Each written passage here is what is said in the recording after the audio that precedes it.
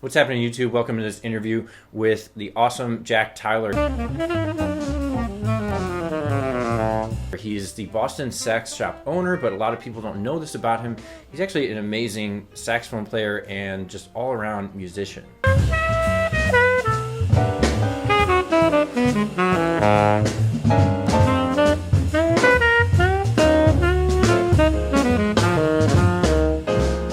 While we're a number of years apart, Jack and I actually went to the same university for our undergraduate degree at the University of Cincinnati Conservatory of Music.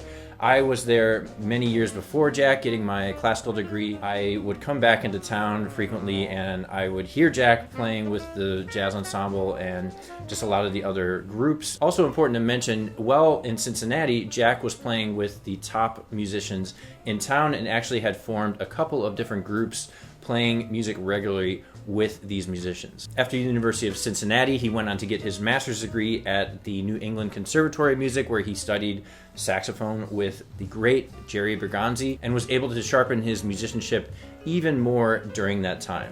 As the owner and operator of the Boston Sax Shop, you'll constantly hear Jack talk about his gear and his great products and what is coming out and what is available, as well as all of the cool things going on in the shop. One thing that I don't really get to hear him talk too much about anymore, at least, is his great knowledge and depth of knowledge when it comes to being a great saxophone player and being an awesome musician. In this interview, we talk about how he stays in shape as a saxophone player when sometimes he only gets maybe an hour to practice the saxophone in an entire month. And we also talk about his preferences as a saxophonist, what type of gear he's playing on, and things that inspired him while he was becoming a master musician. It was awesome to catch up with an old friend as well as receive some just amazing insight. I really hope you dig this interview with somebody who is a unique combination of talent, brains, and hard work. Let's get to the interview. Here's Jack Tyler. Jack Tyler, when was your first major light bulb moment? You're playing, had a realization about improvisation where you knew that this was something that you wanted to devote a large part of your life to? Or was it a major light bulb moment for you? What was your association with becoming an improviser, a highly skilled improviser, the decision to become a highly skilled improviser? I'm trying to pinpoint a specific moment, but it's definitely when I think about what I think hooked me on playing and improvising. I think it was that first time where I had practiced enough to where when I got together with a rhythm section to play, you just reach that point of freedom where you don't actually have to think about plugging in the vocabulary or like making sure you're playing in tune. I don't know exactly when that happened. It was probably sometime in high school, where you Mhm. get that first sense and you're playing with other people that are kind of at that same, particular moment where it's like the drummer doesn't have to focus on his time. He can just play and interact. And just the feeling of that kind of collective sympathy, musically, there is nothing else like that when you have that kind of freedom to just make music and not think about all the little details. Does that make sense? Absolutely, man. It's one of those things you can't unfeel. Like once you have that Yeah. experience, you don't forget it. And that's, I think, a lot of us that do this. It's a similar thing, but it happens at different stages of our development. So I'm just curious, like when, and you answered the question already, but like this was in high school and it was like in a I improvisation situation. Yeah, I got started, I guess, later than a lot of other people. Like, I didn't start playing saxophone until the last year of middle school because prior to that, I was in a private school. So that was the first time that I actually was in an environment that had a music program. So yeah, it was probably in high school because that's when I started to get really serious about it. Was after that first year of playing, I was like, oh, like I'm terrible at sports. I'm not good at math. And, I picked up the saxophone. It was kind of the first, I'd say, extracurricular activity that I tried that I really felt like I could excel in. And, Mm. I think that also, like, not to, go too far off the beaten path here, but like as an only child, I guess I'm just thinking that since it's kind of a solitary, it's funny because like improvised music is both like a very solitary profession, right? Like you have to have, I think, an incredible amount of, self determination and governance in a way and an indomitable spirit, kind of like keep pursuing this thing that's very, very personal and internal. But then Hmm. everything we just talked about, which is like making music with other people and interacting and being open community, there's an interesting kind of dual nature to this. But I was just going to say, as an only child, it kind of, since I didn't have siblings and things like that, it was something that was like very personal, that could just be mine, that I just kind of focused and honed in on, because I, again, was terrible at team sports. Yeah, man.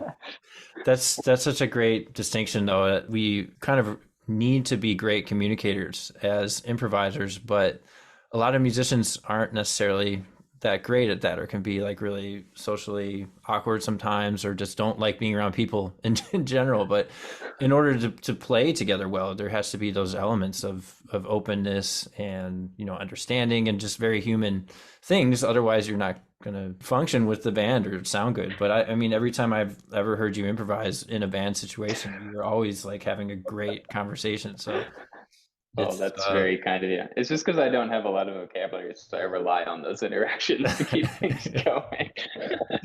hey man, less is more. That's great. Okay, perfect answer. So second question is, what is one thing you've been focusing on recently in your practice sessions, which I know maybe are more few and far between than you'd like them to be, but you still practice, I'm sure, from time to time. So what do you work on when you do pick the horn up?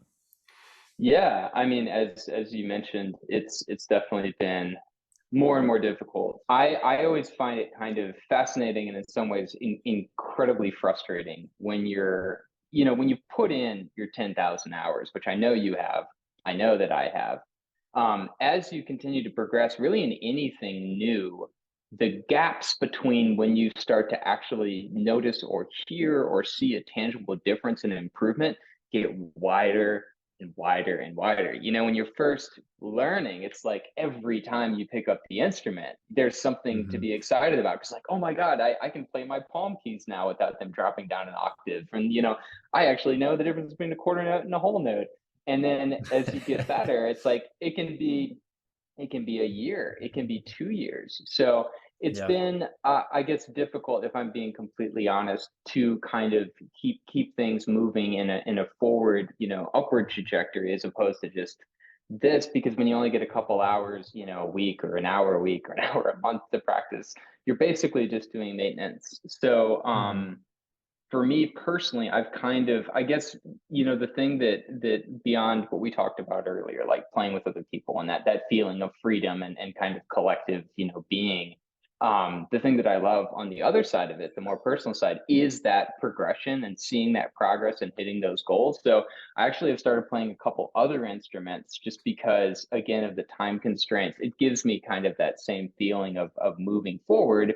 Hmm. And I don't think it's unrelated, because my knowledge as a saxophone player and someone who studied it, two different conservatories musically, like I can apply that to other instruments. So I've actually been playing a lot of guitar over the last couple of years, as opposed to just saxophone, which I predominantly at this point am just using mainly for product testing.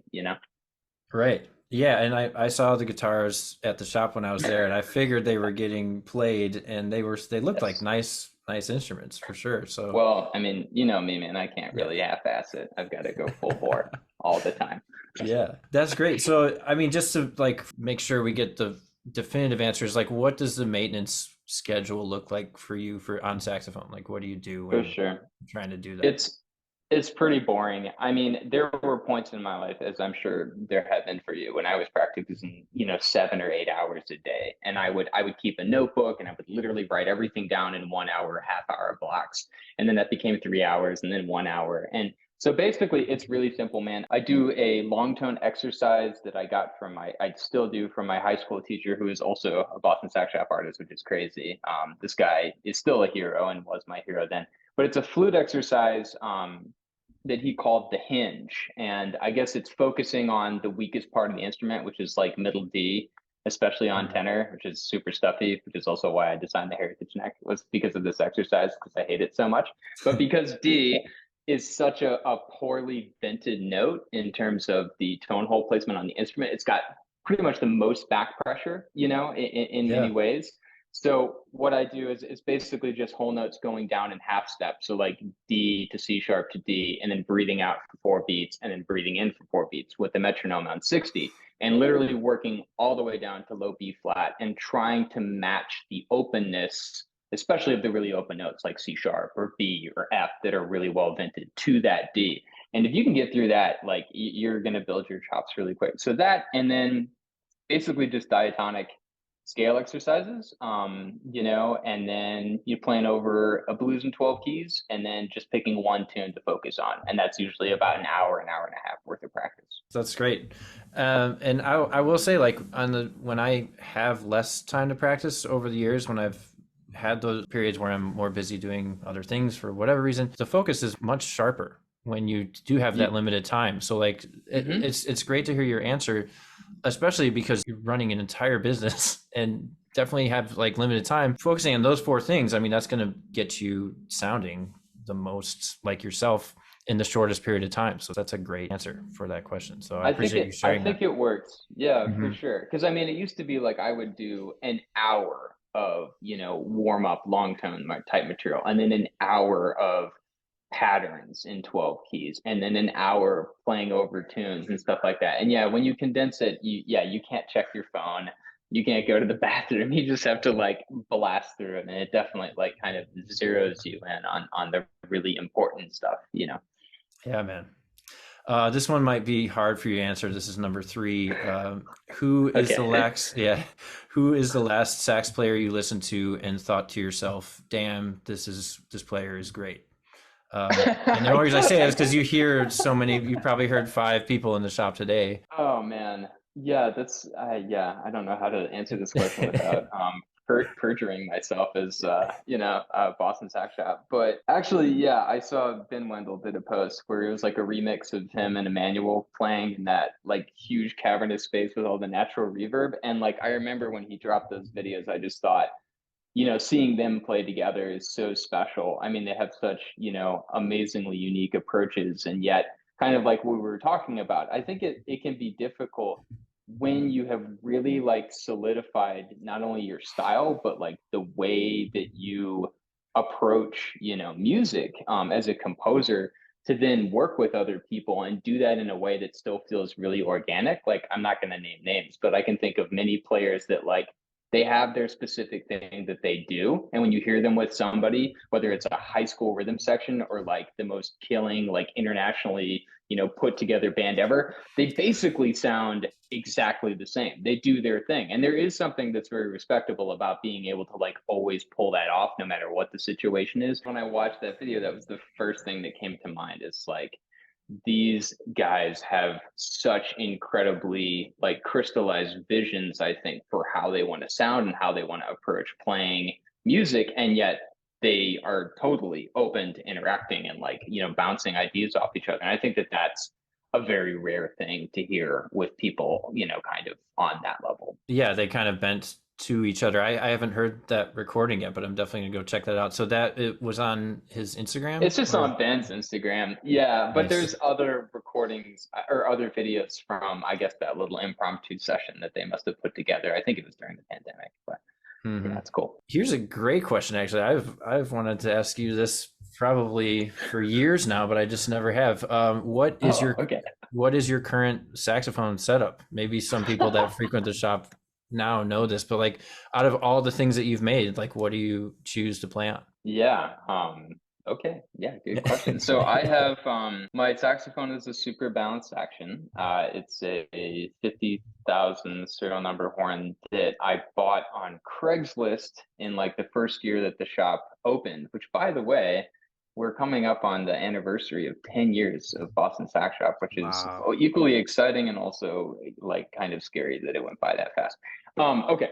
So it's a 50,000. I bought it on Craigslist. It was up in a like detached garage barn in Maine, and the thing was completely rusted shut. And I restored it and loved it so much I kept it. So I have that as my main horn. I play on a Heritage neck. It's the silver one, stippled, of course, Yeah. with the matching ligature. And then just the S series 7 star, because that mouthpiece was modeled after my original Modify soloist. And my goal, kind of like with the neck, and I promise I won't make this much more of an advertisement, but like I wasn't going to finish messing around with the neck, which is of course gone through two variations, as you know, until I liked it better than the original neck on my SBA. And I wasn't going Hmm. to stop messing with the S series until I liked it better than that original mouthpiece. And then these days I'm playing 2.5s. I used to play 3.5s, but as we discussed, I'm not playing as much anymore. So I've got to kind of take the easy way out, if you know what I mean. Yeah, I mean, when I don't play for a while too, that's probably the most annoying thing is like how tired your chops get, and that I play on super soft reeds also, and maybe it's Yeah. because I have to play gigs, but some days I'll go a couple days without practicing, but I have to like sound good, and like definitely cutting back on the reed strength will alleviate some of the the pain that Well, occurs. and Yeah. also, I think you and I play very differently, embouchure wise, because like Hmm. I have so much respect for guys like you and Wendell, and also Chad play pretty light reads.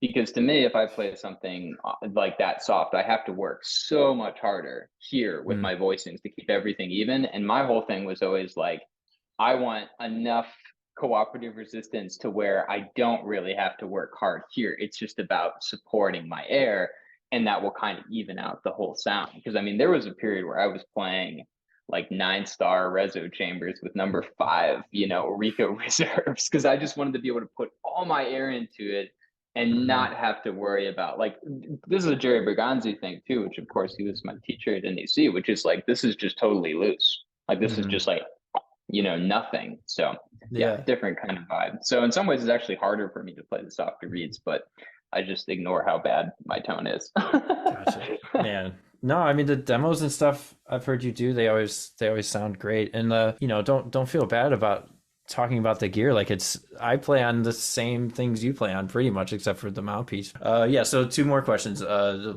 Number 5 is where was your most favorite gig that you ever played? Most Mm. memorable, and this could be, a location, or it could be memorable because of the audience response or because of the vibe you were getting from the musicians on stage, whatever it stood out the most to you. Mine's kind of short and sweet. I remember so kind of my senior year at Cincinnati, I had a really special professor who had like a major impact on me as a musician and especially as a writer. You met Tim Pencil, the trumpet player? I met him. I never got to like study with him, but he's Yeah. super super cool dude. Yeah, he was awesome. And I was fortunate enough to like kind of convince him to like form and on like a band, basically, like a quartet with me that we would write for and play every week with. I don't know if you remember Tom Buckley, the drummer, and then Yeah. Aaron, I'm trying to remember. Okay, it doesn't Jacobs. matter. You can No, yeah, Aaron Aaron Jacobs on bass. Jacobs. Yeah. That's right. Yeah. So that was a really special group, and I remember my first year at NEC, I came back and played a gig with that band at the Blue Wisp. And prior to me leaving for NEC, I played at the Wisp on like I played a weekly gig there, and it was just I don't know, it kind of felt like a homecoming situation to like come back to town and play with those dudes. And like there was a huge turnout. And it was exactly like you said, like everybody was thrilled and like came out and supported it, which as now that we live on the East Coast, we know that that's not usually the normal situation. Right. So that was really special. And then there was a couple gigs that I did with one of my favorite rhythm sections in Cincinnati, which was Art Gore and oh my gosh, I'm trying to remember Jim Anderson, which Hmm. were two like elder statesmen kind of the community. And Yeah. it's pretty obvious if you've ever heard me that Joe Henderson is a major influence. And those dudes just had so many stories of like people like Joe that during the late 60s and 70s wouldn't tour with with a rhythm section. They would just like basically come into town with their horn and pick up a band, and like these guys Yeah. played with him every time he would come through and kind of do that Midwest circuit. And like getting to do trio gigs with those guys was just like, yeah, it was like going to school in a completely different way, learning about, how to really play with people who really know how to play, but in that sort of more like straight ahead kind of vibe, you know. So that was those are some of also really special ones to me, to get to play with those older musicians and learn so much just by being in their presence. It's so heavy and it's such a unique experience. I definitely went to hear them play, and they just, for lack of a better word, they swung so hard and they were just locked Yes. in so hard. It almost was like definitely from a certain time period, but it's super contemporary at the same time, because the communication that's able to happen during it is just so open. Like everybody's listening to each other, and everybody, you just feel like you can play whatever you want in those situations, and it's definitely magical. Exactly. You know it when you're in it. Yes. Yeah. Yep, it's a very special thing where like you don't even have to think about the form, you don't have to think about time. I mean, you can just play, and those guys are like supporting you the whole way. Yeah, those were always super fun. And Dan Carlsberg, who would play organ sometimes, and that was always really special too. Yeah. I love it, man. All right, last question, and maybe you don't have an answer to this, but actually you did. You already answered this sort of, but what other instruments do you play, and how do they help your saxophone playing? So I guess we could say guitar, which is what you already said, but if there's other ones, Yeah. yeah, feel free to mention them. Sure. So I actually always played drums. Like I've played drums as long as I've played the saxophone. I've never, like played gigs or anything. There were probably several years there where I could if I really wanted to.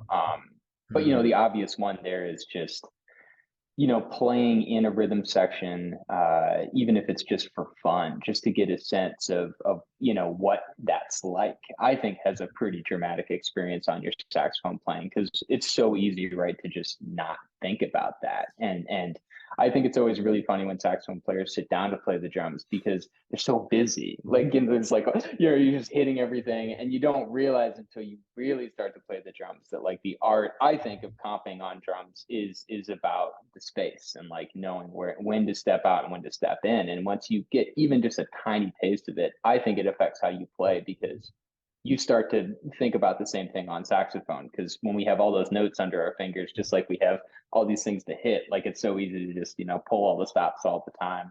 Hmm. So drums, and then I actually got pretty into piano at Cincinnati, and I did play in, like, when I was a senior, I was playing in some of the freshman ensembles, playing piano, just kind of from the same reason, because I think it's always interesting as saxophone players to ask like who, like, if you do, when you're writing music, do you write it on a different instrument or do you write it on the saxophone? And I always wrote everything on piano, and that's when I kind of got deeper into it and learning how to really comp and play over simple stuff. And so yeah, piano and drums, and then now I guess guitar.